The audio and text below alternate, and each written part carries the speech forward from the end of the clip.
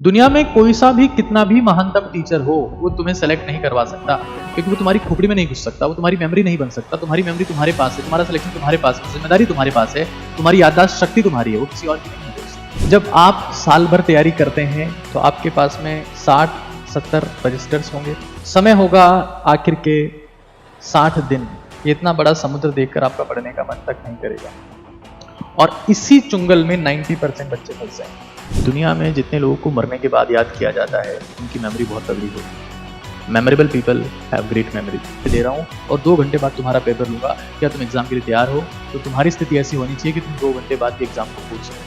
रोज DWAR लिखिए। मैं हमेशा कहता रहा हूँ, जो इंसान सुबह उठता है और उसको ये नहीं पता कि वह सुबह क्यों उठा है, उसके सुबह उठने से या उसकी अर्थी उठ जाने से दुनिया को कोई फर्क नहीं पड़ता। हमारे पास में 2 दोस्त हैं, एक का नाम है अमित और एक का नाम है भ्रमित। इनकी एक इंटरेस्टिंग कहानी सुनाता हूं। 2 दोस्त हैं, एक अमित है और एक भ्रमित है। 2 दोस्त हैं और दोनों जंगल में भटक जाते हैं। जंगल में गए थे पिकनिक मनाने और वहां भटक गए, लेकिन दोनों बहादुर थे और बहादुरी ऐसी थी कि जंगल से बाहर आ गए, बट बहुत थक गए। जंगल बहुत बड़ा था, बहुत घना था, कांटे चुभ गए, खून आ गया, पसीने पसीने में हो रखे हैं, कपड़े फट चुके हैं और जंगल से बाहर निकले, भटक गए। दोनों एक दूसरे को नहीं देख पा रहे थे, कोई कहां जाके बाहर निकला, कोई कहां जाके बाहर निकला। एक जंगल के एक छोर पे बाहर निकला, दूसरा जंगल के दूसरे छोर पर बाहर निकला। अमित और भ्रमित। अमित जहां से बाहर निकला, जंगल के किसी एक छोर से, जैसे ही बाहर निकलता है तो वहां देखता है उसके आगे एक छोटी सी झील है। और भ्रमित जहां से बाहर निकला, जंगल के जिस छोर से बाहर निकला, आगे जाके देखता है समुद्र है, और झील के आगे अमित के लिए रोड है, और यहां से निकल के उसको शहर जाना है। यहां समुद्र है और आगे कुछ नहीं दिख रहा। मैं आपसे एक सिंपल सा सवाल पूछता हूं कि अमित और भ्रमित में से कौन अपने घर पहुंच पाएगा? अमित और भ्रमित में से कौन अपने घर पहुंच पाएगा?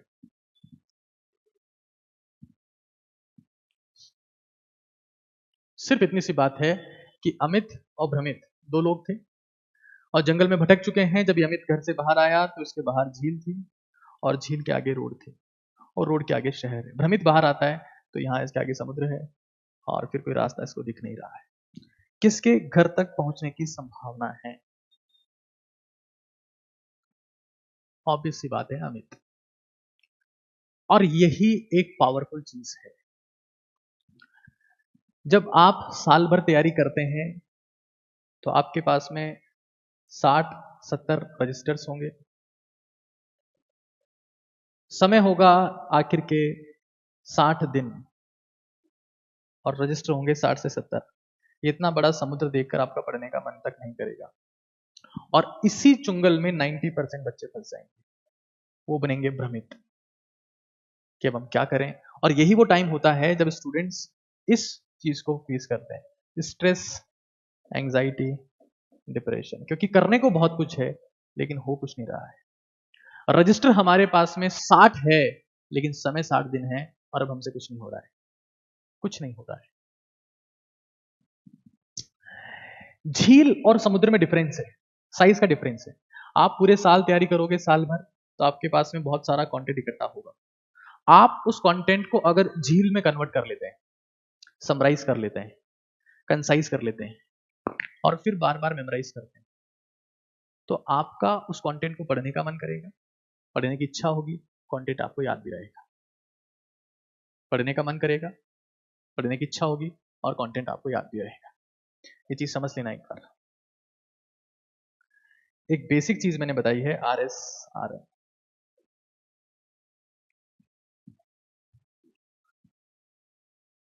हम जितने भी इंसान हैं वो एक फूटी हुई बाल्टी के समान है।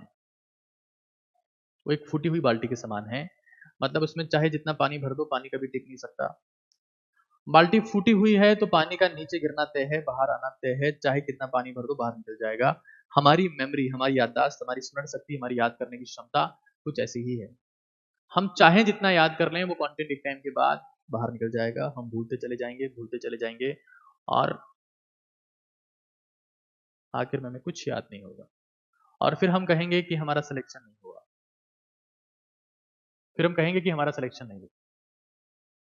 तो हमें इस चीज को समझ लेना है that there is RSRM, मतलब read, summarize, revise, memorise.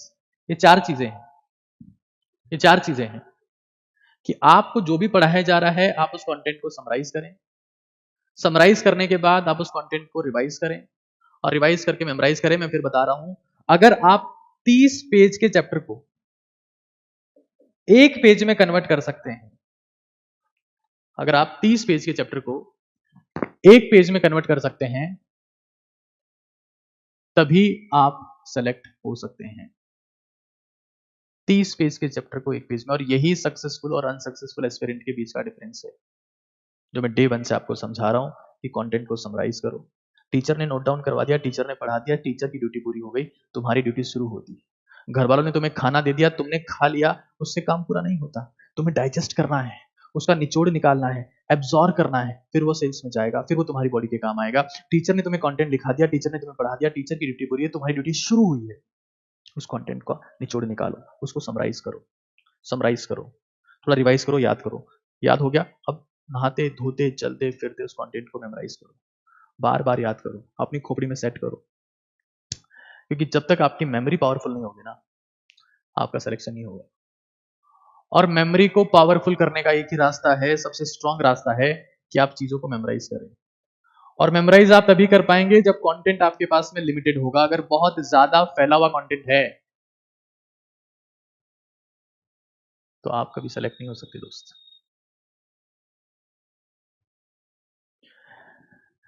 Diffuse content, जो फैला हुआ कंटेंट है, डिफ्यूज कंटेंट, वो आपको हमेशा कंफ्यूज करेगा। जो कंटेंट डिफ्यूज्ड है वो आपको कंफ्यूज्ड करेगा, कंफ्यूज्ड फैला हुआ कंटेंट। अपना साल भर इसी के ऊपर न्यौछावर कर देना कि अगर तुम्हें कोई ये कहे आखिर में कि तुम्हारे पास एग्जाम की तैयारी के लिए 2 घंटे दे रहा हूं और 2 घंटे बाद तुम्हारा पेपर लूंगा, क्या तुम एग्जाम के लिए तैयार हो? तो तुम्हारी स्थिति ऐसी होनी चाहिए कि तुम 2 घंटे बाद भी एग्जाम को पूछ सको। इस लेवल पर कंटेंट को समराइज करना। और जितने बच्चे भी विश्वास बैच में पढ़ रहे हैं, मैं उनसे पूछना चाहता हूं कि क्या मैं कंटेंट इस फॉर्मेट में दे रहा हूं कि वो कंटेंट बिल्कुल समराइज्ड है, यस और नो। कि हमें टीचर ने पढ़ा दिया तो हमने रीड किया, पढ़ लिया, अब समराइज करना, ये हमारा काम है। फिर उसको रिवाइज करना है, याद हो गया, अब मेमोराइज करना है। टीचर का सिर्फ 25% काम है, मैक्सिमम 25% समराइज, 25% रिवाइज, ये 75% ड्यूटी आपकी है दोस्त। ये 75% ड्यूटी आपकी है, और आप इसे अगर नहीं कर सकते तो आप मात खा जाओगे। दुनिया में कोई सा भी कितना भी महानतम टीचर हो, वो तुम्हें सेलेक्ट नहीं करवा सकता, क्योंकि वो तुम्हारी खोपड़ी में नहीं घुस सकता, वो तुम्हारी मेमोरी नहीं बन सकता। तुम्हारी मेमोरी तुम्हारे पास है, तुम्हारा सिलेक्शन तुम्हारे पास है, जिम्मेदारी तुम्हारे पास है, तुम्हारी याददाश्त शक्ति तुम्हारी है, वो किसी और की नहीं है दोस्त, वो सिर्फ तुम्हारी है। और दिमाग पर जोर देना पड़ेगा। कई लोग स्टार्ट करते हैं, मैं उनको आया, थोड़ा मोटिवेट किया, शुरू कर दिया, 7 दिन बाद कहां मेमोराइजेशन, पता ही नहीं। दुनिया में जितने लोगों को मरने के बाद याद किया जाता है, उनकी मेमोरी बहुत तगड़ी होती है। Memorable people have great memory. बिना ग्रेट मेमोरी के, बिना तगड़ी याददाश्त के लोग आपको याद नहीं करेंगे। ये मैं आपको गारंटी के साथ में कह सकता हूं आज अभी इसी वक्त। पहली चीज, टफ चीजों में इन्वेस्ट करो। दूसरी चीज, कंटेंट को प्रॉपर फॉर्मेट में समराइज करो। Read, summarize, revise, memorize. गाड़ी पे जा रहे हैं, चलते चलते सोचो कि हाँ, मूल कॉन्सेप्ट में मूल्स को बताने के कितने फॉर्मूलाज होते हैं, इक्विवेलेंट वेट को बताने के, इक्विवेलेंट्स को बताने के कितने फॉर्मूलाज होते हैं, लॉ ऑफ इक्विवेलेंस क्या होता है, ड्यूमा प्रोसेस में क्या क्या करते हैं, जेल्डॉल प्रोसेस में क्या क्या करते हैं। सोचो फिजिक्स में फ्री बॉडी डायग्राम कैसे बनता है, वेक्टर्स में किस किस टाइप के क्वेश्चंस होते हैं, टाइप 1, टाइप 2, टाइप 3, टाइप 4। सोचते चलो, क्वेश्चन भी सोचते चलो, दिमाग फॉर्मूलाज भी सोचते हुए चलो, क्वेश्चन सोचते हुए चलो, उसका स्टेप बाय स्टेप कैसे सॉल्व होता है सोचते चलो सोचते चलो, तुम महान बन जाओगे यार। तुम्हारे पास में हर वक्त हर समय दिमाग में सब कुछ होगा, और वही सबसे बड़ा डिफरेंस पैदा करेगा, वही सबसे बड़ा डिफरेंस पैदा करेगा। टफ चीजों में मैं तो देखता हूं ना, बच्चा तैयारी करना शुरू करता है और एक ही चीज, सुबह उठेगा एनसीईआरटी बायोलॉजी, दोपहर में एनसीईआरटी बायोलॉजी, खाना खा लिया अब एनसीईआरटी बायोलॉजी, अब सोने जा रहा हूं एनसीईआरटी बायोलॉजी, सिलेक्शन नहीं होगा। Invest in very tough things, otherwise you are lost. I'm again repeating, invest in tough things. The most important aspect is the practice. ये एक इक्वली इंपॉर्टेंट एस्पेक्ट है, that is known as practice. ये कैसे करनी है पता ही नहीं लोगों को अभी तक।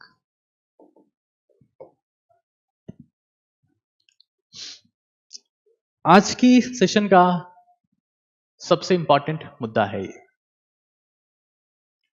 और जितने भी आपके डाउट हैं मैं वन बाय वन लूंगा, एक बार आप चीजों को सुनिए और समझिए। प्रैक्टिस करने का सबसे पहला तरीका ये है, practice like paper, practice like paper. हमारे में से 90% लोग एक गलती करते हैं कि हम प्रैक्टिस को प्रैक्टिस की तरह करते हैं और पेपर को पेपर की तरह।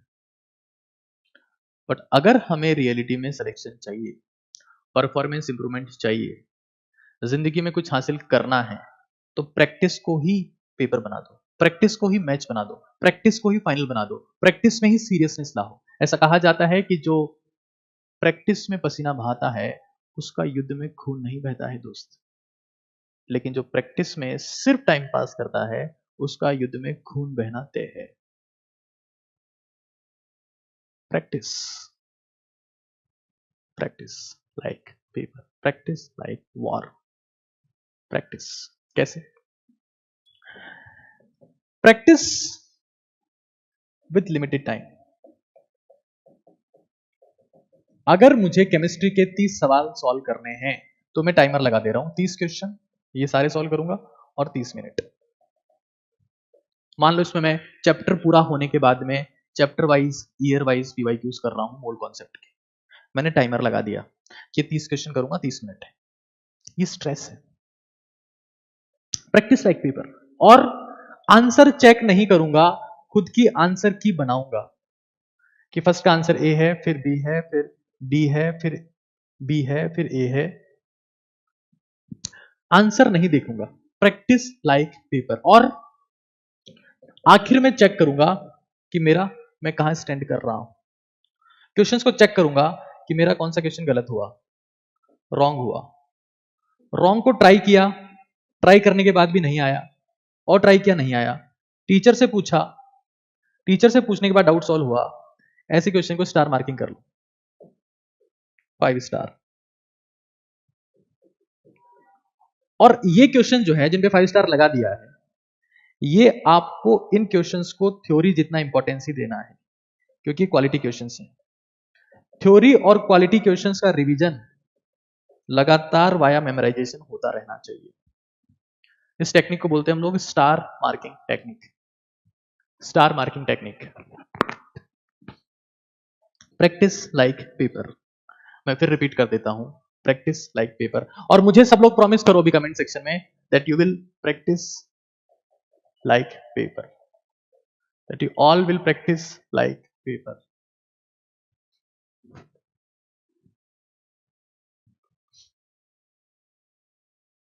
ये सेशन बहुत पावरफुल है। मैं तो जब सेशन स्टार्ट करता हूं उससे पहले आपको बोल देता हूं कि मैं आपको वो सिखाने वाला हूं जहां आप गलती कर रहे हैं, और प्रोसेस तो फॉलो करनी पड़ेगी। कई लोगों को लग रहा है कि नहीं सर बायो से सेलेक्ट हो जाएंगे, नहीं हो पाओगे दोस्त। आज नहीं, इस साल नहीं तो अगले साल फिजिक्स पढ़नी पड़ेगी, इस साल नहीं तो अगले साल केमिस्ट्री पढ़नी पड़ेगी, इस साल नहीं तो अगले साल 6 घंटे पढ़ना पड़ेगा, इस साल 2 महीने पढ़े तो अगले साल 10 महीने पढ़ना पड़ेगा। प्रोसेस फॉलो करना पड़ेगा। विकेट पे जाते ही चौके छक्के नहीं पड़ेंगे, वहां टिकना पड़ेगा, देखना पड़ेगा, बॉल को समझना पड़ेगा। प्रोसेस तो लगेगा। तुम्हें क्या लगता है 4 साल में सिलेक्शन, 3 साल में सिलेक्शन, 2 साल में सिलेक्शन होता है? सिलेक्शन एक ही साल में होता है, लेकिन कई लोग उसी एक साल को 5 साल में हासिल कर पाते हैं। एक साल 2 महीने ढंग से पढ़े, फिर बंद कर दिया। अगले साल फिर 2 महीने ढंग से पढ़े, फिर बंद कर दिया। अगले साल फिर 2 महीने ढंग से पढ़े, फिर बंद कर दिया। फिर 2 महीने ढंग से पढ़े। ऐसे करते करते उनका साल पूरा होता है और फिर सिलेक्शन होता है। अगर वो एक ही साल में कंसिस्टेंटली पढ़ रहे हैं तो वो सेलेक्ट हो जाएंगे। साल एक ही होता है दोस्त, कई लोग उस साल को हासिल करने में 5 साल लगा देते हैं। और यही डिफरेंस है। दुनिया का कोई सा भी पेपर हो, उसे साल एक ही चाहिए। कई लोग उसी साल को लाने में 4 साल लगा देते हैं, क्योंकि उनको टेक्टिक्स नहीं पता होते। इस चीज को समझ लीजिए, इस चीज को समझ लीजिए। एक और चीज जो कई गुना ज्यादा इंपॉर्टेंट है कि इन सब को करने के बाद हम समराइज भी कर रहे हैं, हम टफ चीजें भी कर रहे हैं, हम प्रैक्टिस लाइक पेपर भी कर रहे हैं। चाहे जितने क्वेश्चन कर रहे हो, दैट डजंट मैटर, बट करो तो प्रैक्टिस लाइक पेपर। समराइज कैसे करें? तो भाई इसके लिए तो बहुत एक्सपीरियंस चाहिए होता है। और मैं जब टीचिंग कर रहा हूं, है ना, मुझे इसमें कहने में अफसोस नहीं है कि जब मैं विश्वास बैच में भी पढ़ा रहा हूं तो मैं बहुत क्वालिटी कंटेंट पढ़ा रहा हूं, हर लेवल का सवाल करवा रहा हूं, और थ्योरी जो ड्रॉपर्स के लिए चाहिए होती है समराइज फॉर्मेट में, वो ही दे रहा हूं।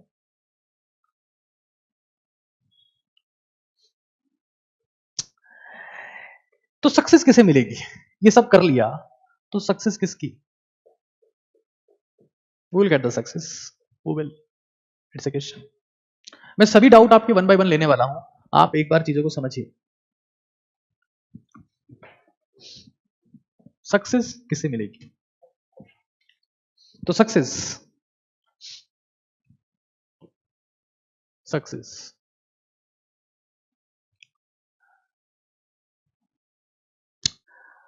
सक्सेस मौन धारित एकाकी जीवन जीने वाले एकाग्रचित व्यक्तियों की दीवानी है। सक्सेस मौन धारित एकाकी जीवन जीने वाले, एकाकी जीवन जीने वाले एकाग्रचित लोगों की दीवानी है। ये 3 चीजें चाहिए सक्सेस के लिए। सबसे पहली बात, साइलेंस। किसी से बात नहीं करनी। बुआ जी ने बोल दिया तेरा सिलेक्शन नहीं होगा, हाँ तो बुआ जी अच्छी बात है, आप तैयारी कर लीजिए, आपका हो जाएगा। बोलना नहीं है, साइलेंट, साइलेंट, बात ही नहीं करनी किसी से। कोई रिवर्ट बैक नहीं करना, और दिमाग में भी रिवर्ट बैक नहीं आना चाहिए। किसी पड़ोसी ने बोल दिया, घर वालों ने बोल दिया, हाँ माँ बाप तो उकसाएंगे, टीचर भी उकसाएंगे कि तू सेलेक्ट नहीं हो सकता। ये तो उनके स्नेह को दिखाने का तरीका है, वो अलग बात है। एकाकी दोस्त बोल रहे हैं तेरा नहीं होगा, हाँ ठीक है। मेरे दोस्त भी बोलते थे मुझे कि तेरा नहीं होगा, फिर उनका नहीं हुआ। एकाकी, आइसोलेशन, रिश्ते नातों में नहीं पड़ना है, रिलेशन और सिलेक्शन, एक चीज हासिल कर पाओगे। तुम्हारी प्रेम करने की उम्र यही है, मानता हूं, लेकिन सेलेक्ट होने की उम्र भी यही है।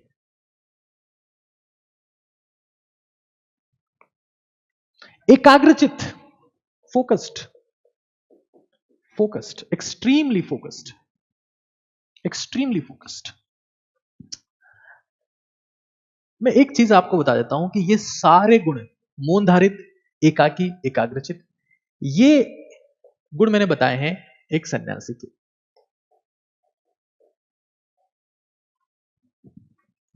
क्योंकि एग्जाम की तैयारी एक सन्यास है, और जीत की रणनीति बुक जो है कहां पड़ी है? Yes, this one. इस किताब में मैंने क्लियर कट एक चैप्टर लिखा है पूरा कि एग्जाम की तैयारी एक सन्यास है। राम राम 14 साल सन्यास पे गए और क्या बने? श्री राम। इस नाम को अमर कर दिया उन्होंने।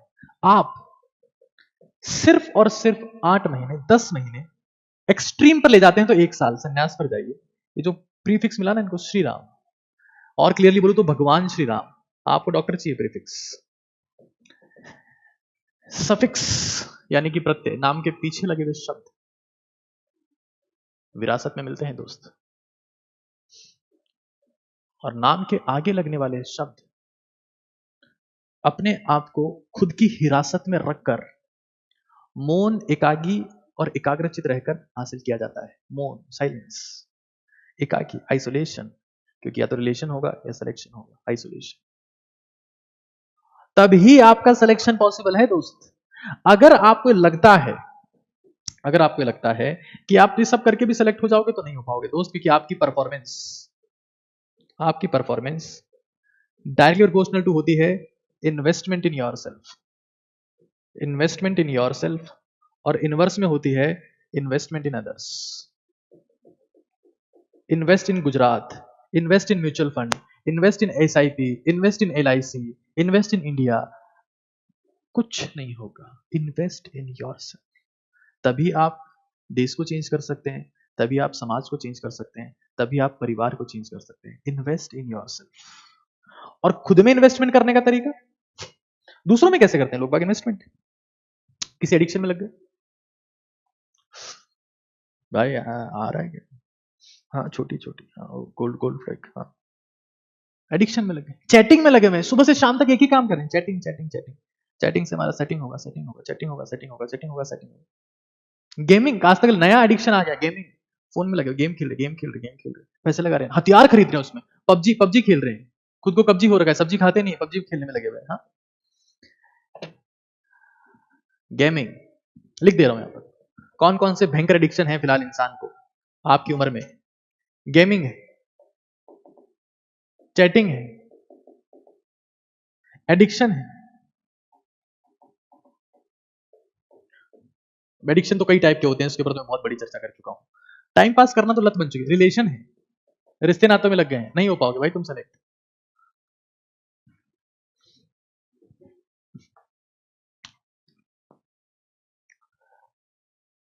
खुद में इन्वेस्टमेंट करने का एक ही रास्ता है, दैट इज, मैं बता चुका हूं, बहुत बार बताया है, आज फिर बता रहा हूं, SED और DWAR। SED मतलब स्लीप, टाइम पर सोइए, एक्सरसाइज, रोज एक्सरसाइज करिए, अपनी डाइट का ध्यान रखिए। तुम कमजोर हो गए ना, तुम बीमार हो गए, तो तुम्हें कोई पूछने वाला नहीं है दोस्त। रोज DWAR लिखिए। मैं हमेशा कहता रहा हूं, जो इंसान सुबह उठता है और उसको ये नहीं पता कि वह सुबह क्यों उठा है, उसके सुबह उठने से या उसकी अर्थी उठ जाने से दुनिया को कोई फर्क नहीं पड़ता। राइट, कि आप कल सुबह उठकर क्या करेंगे। व्हाट आई डिड, आज मैंने क्या किया। व्हाट आई विल, मैं कल क्या करूंगा। व्हाट इज माई अचीवमेंट, आज मेरा अचीवमेंट क्या है। व्हाट इज माई रिग्रेट, मेरा रिग्रेट क्या है, लिखना है। Sleep, exercise, diet. अगर एसईडी नहीं होगा तो SAD होगा, वो इंसान सैड होगा, स्ट्रेस, फ्रस्ट्रेशन, एंजाइटी में वो इंसान खत्म हो जाएगा। मैं फॉर्मूलाज देता हूं, मैं फिलोसॉफी की बातें नहीं करता कि हाँ जिंदगी है, गुजर जाएगी, सिलेक्शन है, निकल जाएगा, ये बातें मुझसे नहीं होगी। मैं सारे फॉर्मूलाज आपको दिया हूं, सिर्फ फॉर्मूला, लॉजिकल स्टफ।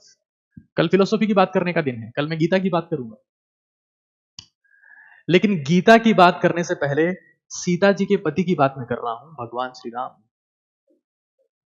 हिंदुस्तान के इतिहास में दो ही चीजें फेमस है, एक सीता और एक गीता। कहा जाता है ना कि भगवान राम वनवास गए थे अपने आप को ढूंढने के लिए। भगवान राम को ढूंढने के लिए वनवास में गए थे दोस्त, सीता को लेने नहीं गए थे। वो भगवान नहीं बन पाते अगर सन्यास नहीं जाते, तो बन ही नहीं सकते थे, और तुम भी नहीं बन पाओगे। ये जो तुम्हारे नाम क्या कि तुम्हें ये प्रीफिक्स चाहिए ना, 1 साल, हाँ तुमने सोच लिया है कि मुझे करना ही नहीं है, मुझे सेलेक्ट ही नहीं होना है, तब रहने दो, कोई दिक्कत नहीं है, कोई दिक्कत नहीं। टफ चीजें करनी पड़ेगी, टफ चीजें करनी पड़ेगी। मैं फिर कह रहा हूं, when things get tough, tougher gets going, tougher stops. When things get tough, tougher person keep going, tougher stops. So tougher stops over here.